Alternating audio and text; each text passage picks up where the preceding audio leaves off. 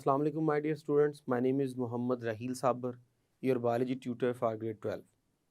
तो आज के इस लेक्चर में हम डिस्कस करने जा रहे हैं लोकोमोशन इन प्रोटोक्टेस्टा, यानी किंगडम प्रोटेस्टा के अंदर किस तरह लोकोमोशन होती है। हम यहाँ पर एक्सप्लेन करेंगे यूग्लिना को, पैरामीशियम को और अमीबा को। अगर हम बात करें यूग्लिना की तो इसको हम अलगा कंसीडर करते हैं, which is the part of protista. और अगर हम पैरामीशियम को और अमीबा को डिस्कस करें, so both are animal like protists जिनको हम प्रोटोजोन्स कहते हैं। तो इन दोनों में मूवमेंट कैसे होती है वो डिस्कस करेंगे। फ्लैजेलम कैसे इन्वॉल्व होता है लोकोमोशन में, सिलिया कैसे इन्वॉल्व होते हैं लोकोमोशन में, और अगर ये दोनों पार्ट ना हो और बॉडी फिर भी मूव कर रही हो तो वो मूवमेंट किस तरह होती है। इन तमाम चीज़ों को सीखने के लिए आइए चलते हैं लाइट बोर्ड की तरफ। बिस्मिल्लाहिर्रहमानिर्रहीम डिस्कस करने जा रहे हैं लोकोमोशन इन प्रोटोक्टेस्टा। प्रोटोक्टेस्टा जिसे हम इन शॉर्ट बोलते हैं प्रोटिस्टा।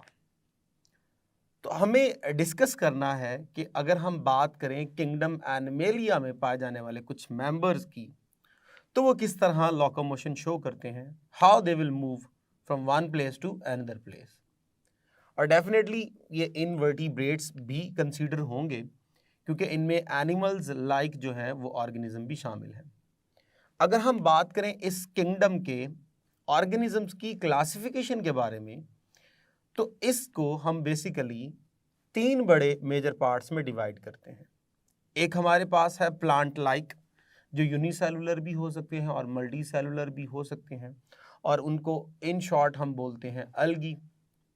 एक हमारे पास जिन्हें हम बोलते हैं एनिमल लाइक, और वो सारे के सारे यूनिसेलुलर हैं, जिन्हें हम बोलते हैं प्रोटोजोन्स।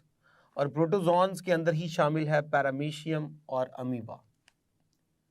और जो थर्ड हमारे पास है वो है फंगी लाइक। तो ये तीन तरह के हमारे पास इसमें मेंबर्स शामिल हैं, जिसमें हमारे पास है प्लांट लाइक जिसे अलगी कहा, एनिमल लाइक जिसे प्रोटोजोन कहा, and the last one is fungi like. तो आइए ज़रा हम जो प्लांट लाइक है उसमें से यूनिसेलुलर अलगी की बात करने जा रहे हैं, which is called as Euglena. Euglena हमारे पास फर्स्ट ऑफ ऑल यूनिसेलुलर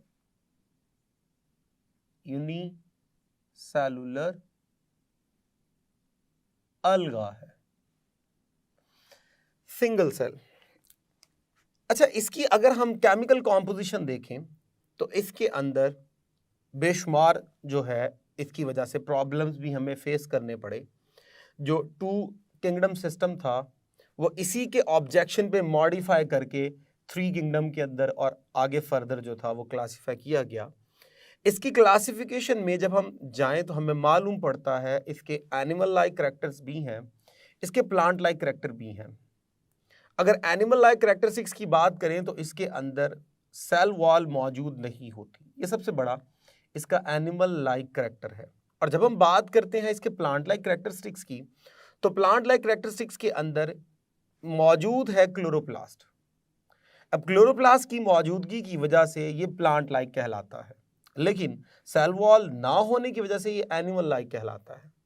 लेकिन एक प्रॉब्लम और भी है कि अगर इसे कॉन्स्टेंटली लाइट नहीं मिल रही तो ये अपना क्लोरोप्लास्ट जो है वो अपनी बॉडी से रिलीज कर देता है, और then they start to live heterotrophically, यानी फिर ये एनिमल लाइक जो है वो अपनी ज़िंदगी गुजारना शुरू कर देता है।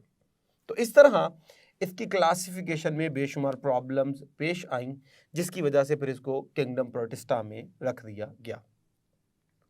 अगर हम इसकी लोकोमोशन की बात करें तो ये मूव करता है with the help of long thread like structure, और इस थ्रेड लाइक स्ट्रक्चर को, इस सिंगल थ्रेड लाइक स्ट्रक्चर को हम बोलते हैं फ्लैजेलम।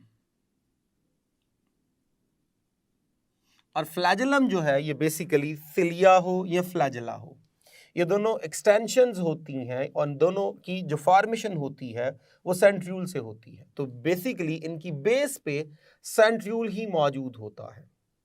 तो इनकी जो लोकोमोशन है ये इस सिंगल फ्लैजेलम की वजह से होगी। अब ये जो सिंगल फ्लैजेलम है ये पानी के अंदर बड़ी आसानी के साथ due to the contraction and relaxation of microtubules ये क्या करता है, अपवर्ड डायरेक्शन में, बैकवर्ड डायरेक्शन में क्या करता है, मूव करता है।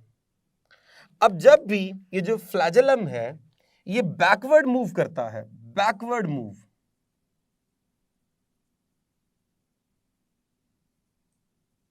मूवमेंट, यानी जब इसकी लैशिंग मूवमेंट होगी टुवर्ड्स द बैकवर्ड डायरेक्शन, यानी फ्लैजेलम जब बैकवर्ड डायरेक्शन में मूव करेगा तो body move in upward direction, body move in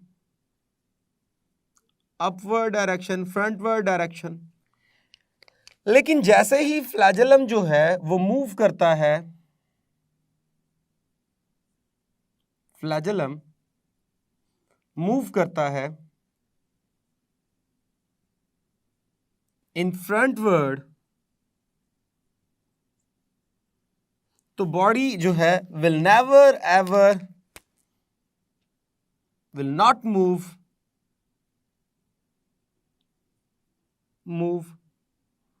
in backward direction.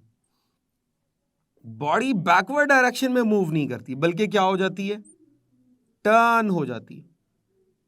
सो जब फ्लैजेलम पीछे की तरफ मूव कर रहा है बॉडी आगे जा रही है, और जब फ्लैजेलम जो है वो आगे की तरफ मूव कर रहा है बॉडी पीछे आने की बजाय टर्न हो जाती है। उसकी वजह यह है कि डेफिनेटली जब फ्लैजेलम मूव कर रहा है, पानी के अंदर वेव्स पैदा कर रहा है, तो वो जो वेव्स हैं वो बॉडी की सरफेस के ऊपर भी एक स्पेसिफिक क्या लगाएंगी, मूवमेंट में फोर्स लगाएंगी। अब जैसे ही फ्लैजेलम आगे की तरफ मूव करके बॉडी को बैकवर्ड डायरेक्शन में फोर्स देता है, तो ये जो पीछे वाला ब्रॉड फेस है, ब्रॉड फेस, यहां पे ड्रैग फोर्स बहुत ज्यादा बढ़ जाती है, यानी कि वाटर की रेजिस्टेंस यहां पे बढ़ जाती है, जिसकी वजह से बॉडी बैकवर्ड मूव नहीं कर पाती और बॉडी क्या हो जाती है, टर्न हो जाती है। इस तरह फ्लैजेलम में जब लगातार वेव्स पैदा होती हैं from anterior end to posterior end, और वो बॉडी को लगातार जब मूव करवाता है तो बॉडी जो है वो घूमती रहती है, घूमती रहती है। इस तरह वो अपने एक्सिस के इर्द गिर्द क्या करता रहता है, घूमता रहता है और मूव करता है from one place to another place. अब लोकोमोशन में तो इन्वॉल्व हो गया फ्लैजेलम। सपोज कर लीजिए अगर इसने डायरेक्शन चेंज करनी है, तो डायरेक्शन चेंज करने के लिए इसको क्या करना होगा, अपने ऊपर लगने वाली ड्रैग फोर्स को चेंज करना होगा, यानी जो वाटर की इसके ऊपर रेजिस्टेंस है वो कम से कम करनी होगी। अब उस चक्कर में इसको अपना आप जो है वो नैरो करना होगा, जहां कहीं ब्रॉड है वहां पे नैरो करेगा ताकि वाटर की जो ड्रैग फोर्स है, जो रेजिस्टेंस है, वो कम से कम हो और बॉडी आसानी के साथ क्या हो सके, टर्न हो सके। तो इसके लिए ये क्या करता है, पहले अपनी शेप में चेंज लेके आता है। सो चेंज इन शेप जो होगा, चेंज इन शेप, ये बेसिकली मसल्स होते हैं, मायोनीम्स। जब भी मायो का वर्ड आता है तो वो मसल्स को शो करता है, यानी कि मस्कुलर नेचर के होंगे। मसल्स का काम है कॉन्ट्रैक्शन, रिलैक्सेशन करना, जिसकी वजह से बॉडी के किसी एक पार्ट में चेंज आता है और वो मूवमेंट शो करता है। डेफिनेटली शेप में भी चेंज आता है। तो बिल्कुल इसी तरह ये जो आपको लॉन्गिट्यूडनल मसल नजर आ रहे हैं, दीज आर मायोनीम्स। मैंने इन्हें मसल्स इसलिए कहा क्योंकि ये मसल्स वाला काम करेंगे, अदरवाइज ये प्रॉपर मसल्स नहीं है। These are basically protein fibres. अब ये जो प्रोटीन फाइबर है which will act as a muscles, ये कॉन्ट्रैक्शन और रिलैक्सेशन करेंगे, and they are longitudinal muscles. They are present along the entire length of the euglena. अब जब ये एंटायर लेंथ में मौजूद है तो पूरी बॉडी की जब ये कॉन्ट्रैक्शन और रिलैक्सेशन मायोनीम मसल करेंगे, यानी मायोनीम्स फाइबर करेंगे, तो बॉडी की शेप में प्रॉपर क्या आएगा, चेंज आएगा। अब ये जो शेप में चेंज है सबसे पहले स्टार्ट होता है फ्रॉम द एंटीरियर एंड। सबसे पहले आगे वाला जो हिस्सा है वो अपने आप को नैरो करता है। जैसे ही नैरो करेगा डेफिनेटली मायोनीम्स वहां पे क्या कर रहे होंगे, वहां पे जो है वो कॉन्ट्रैक्ट या रिलैक्स हो रहे होंगे। जैसे ही एंटीरियर एंड जो है वो अपने आप को क्या करेगा, नैरो करेगा, साथ ही साथ वो इलोंगेट हो जाएगा। फिर उसके बाद मिडल वाला हिस्सा शुरू होगा, वो अपने आप को नैरो करेगा और साथ ही साथ वो क्या हो जाएगा, इलोंगेट।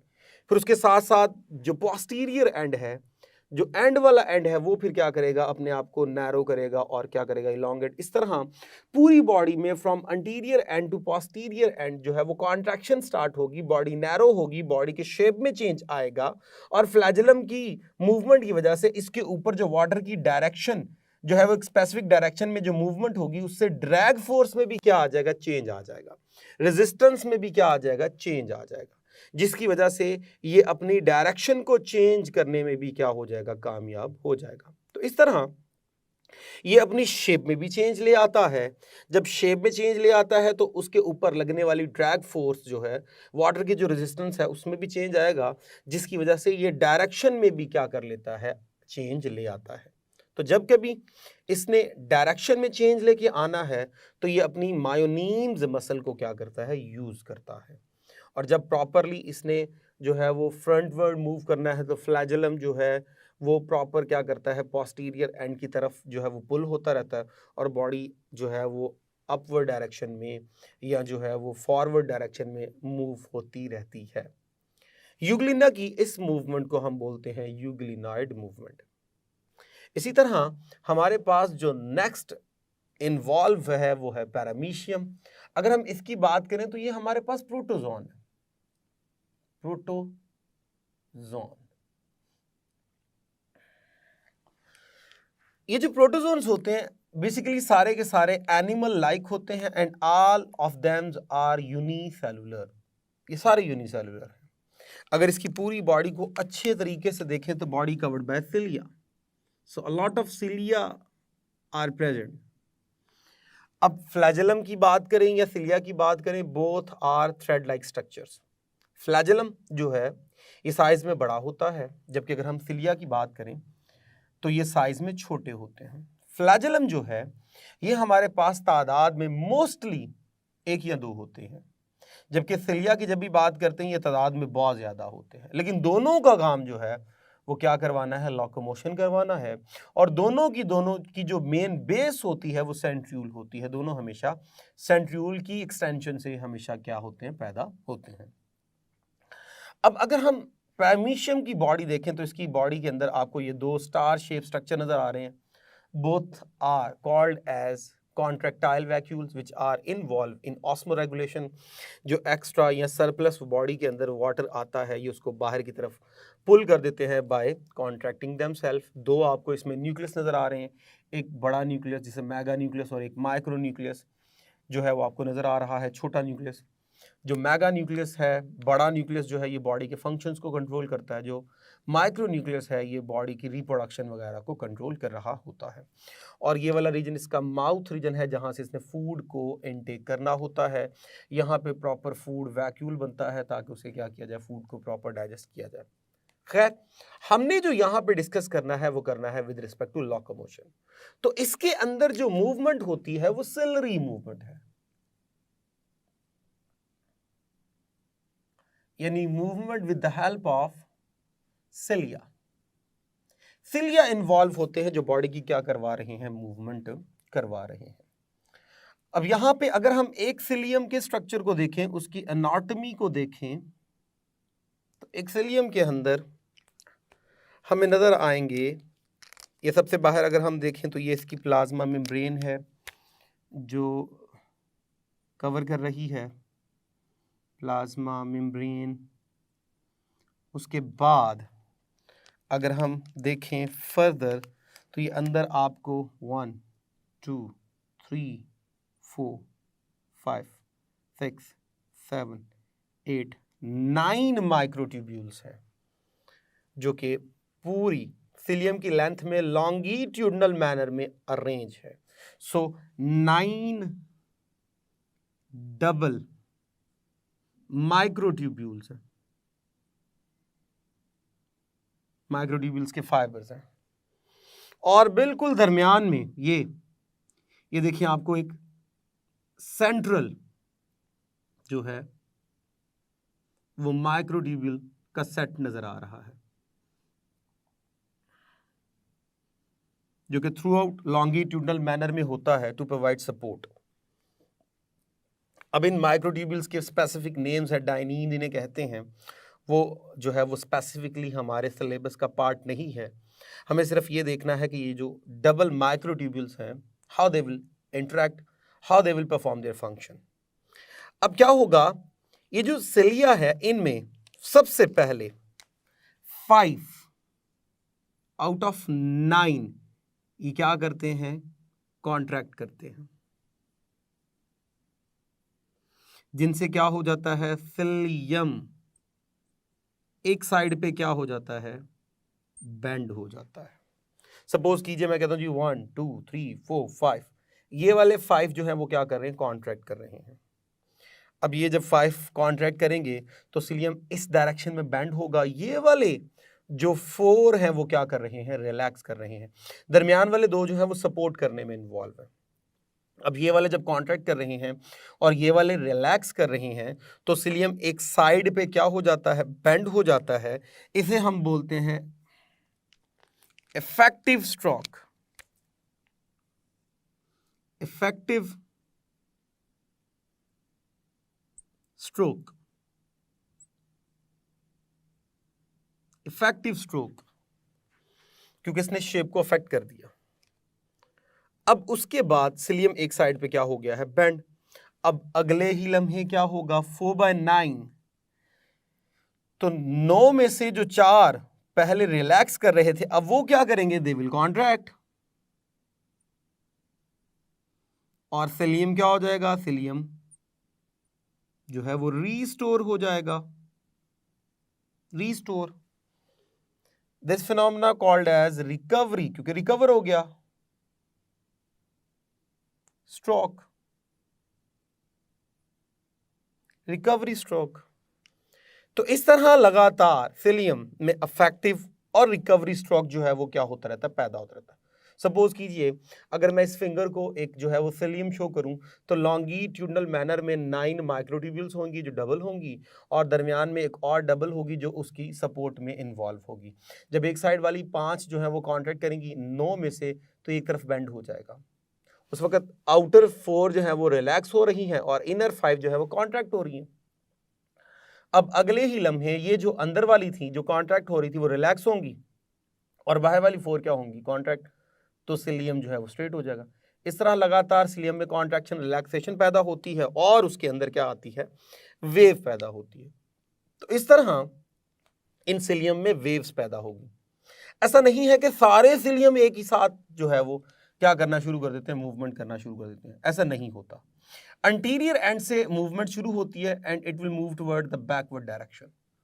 पहले कुछ सिलियम जो है वो in the form of bunch, in the form of cluster, group की फॉर्म में जो है वो मूव करेंगे, फिर पीछे वाले मूव करेंगे, फिर पीछे वाले मूव करेंगे, फिर पीछे वाले मूव करेंगे। इस तरह वेव जो है वो पूरी बॉडी पे, पूरी सरफेस पे पैदा होती रहती है और बॉडी मूव करती है from one place to another place. ये जो मूवमेंट है, सबसे पहले इस मूवमेंट को ब्रैडफोर्ड ने 1955 में रिप्रेजेंट किया, बट स्टिल इसके बारे में कंफ्यूजन है कि हाउ सिलियम वर्क या हाउ सिलिया वर्क।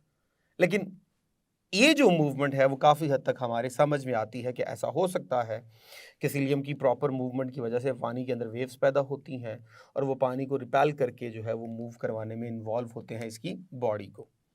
लेकिन ये जो वेव्स हैं, it will start from anterior end move toward backward end. अब जब सिलियम लगातार मूव कर रहे हैं, यहाँ माइक्रोट्यूब्यूल लगातार कॉन्ट्रैक्ट और रिलैक्स हो रही हैं, तो इनको एनर्जी भी चाहिए, एटीपी भी चाहिए। अब वो एटीपी कहाँ से आता है, तो डेफिनेटली बॉडी के अंदर माइटोकॉन्ड्रिया होगा, वो बहुत ज़्यादा एटीपी सप्लाई करेगा और उस एटीपी को यूज़ करके सिलियम लगातार मूव करते हैं और बॉडी को मूव करवाते हैं from one place to another place. तो इस तरह ये जो मूवमेंट है with the help of cilia, उसे हम बोलते हैं सिलरी मूवमेंट। उसके बाद अगर हम नेक्स्ट बात करें तो वह है हमारे पास लोकोमोशन इन अमीबा। अब अमीबा जो है ये भी हमारे पास प्रोटोजोन है, यानी एनिमल लाइक माइक्रोस्कोपिक ऑर्गेनिज्म। और जब हम बात करते हैं इनकी लोकोमोशन की, तो ये लोकोमोशन करते हैं with the help of these extensions which are called as pseudopodia. अगर हम बात करें सूडो की, pseudo mean falls. Podia mean feet. So falls feet. तो ये जो falls feet हैं which are not truly feet, ये इन्वॉल्व होते हैं for the locomotion in amoeba. अब ये किस तरह पैदा होते हैं, किस तरह इनको पैदा किया जाता है? बेसिकली बॉडी के अंदर जो साइटोप्लाज्म है, क्योंकि इनकी बॉडी कोई स्पेसिफिक शेप नहीं रखती, इनकी जो शेप है वो चेंज होती रहती है, तो इनके अंदर पैदा होती है साइटोप्लाज्मिक प्रोजेक्शन.